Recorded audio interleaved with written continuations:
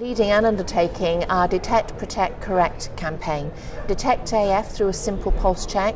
Anybody of any age can learn to take their pulse, and we have huge campaigns and materials available to teach the public and also to campaign for clinicians to regularly take the pulse when they're seeing patients with or without AF. It just should be a routine thing when you go to see your general physician.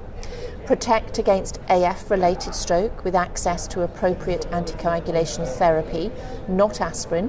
All the guidelines now have shown that aspirin is not recommended to reduce the risk of AF-related stroke. So we need to ensure patients have appropriate access and the most suitable anticoagulant for them. And then to correct the irregular heart rhythm. Anticoagulation therapy does not treat the AF. It's vitally important that you adhere to your anticoagulation medication, but if you have symptoms for AF, those will not go away with anticoagulation. You need to be seeing a heart rhythm specialist, an electrophysiologist, to find out what treatment options are best for you so that the irregular heart rhythm, AF, can be treated.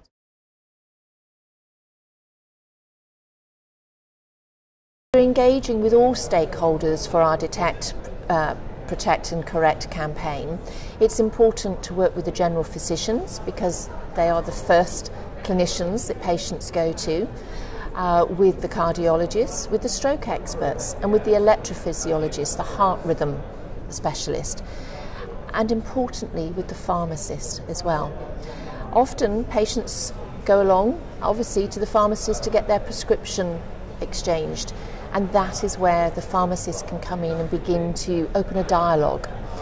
Also, we need to work with the public, make people pulse aware, know your pulse, know the difference between your heartbeat and your heart rhythm. Knowing your blood pressure does not detect an irregular heart rhythm. It's important to know your blood pressure, but it's also important to know your heart rhythm, and that's so simple with a Know Your Pulse.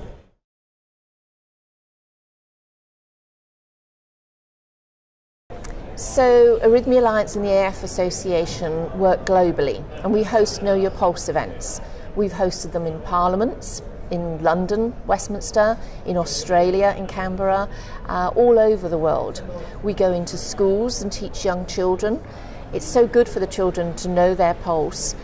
It teaches them to count, it tells them about their heart, but importantly they go home and take the pulse of their parents, their grandparents or elderly neighbours.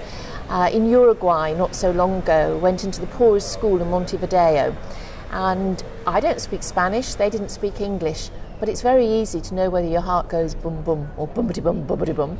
And a 9-year-old went home, and the outcome was she found that her father's heart wasn't beating regularly, and he went off to the doctor and was diagnosed with AF. In China, the president of Arrhythmia Alliance, Professor Wenling Lu, took 750 general practitioners from Beijing out into the provinces to teach the clinicians and the public the importance of knowing your pulse.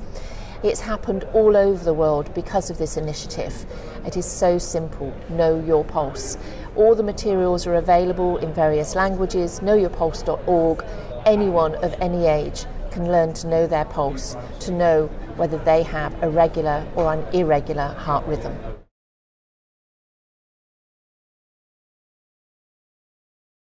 So each year, AF Association organises Global AF Aware Week, the 3rd week of November. This year it's the 21st to the 27th of November.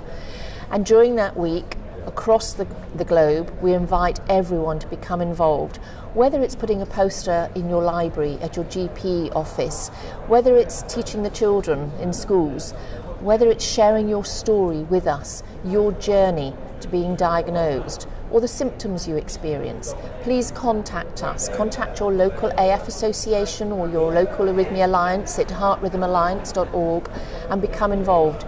We need politicians, we need clinicians, we need the nurses, we need the patients, we need the public, everybody to become involved, to become pulse aware. If everybody knew their pulse, more people would be diagnosed and far fewer AF-related strokes, and the consequences, devastating consequences of those strokes, would be reduced.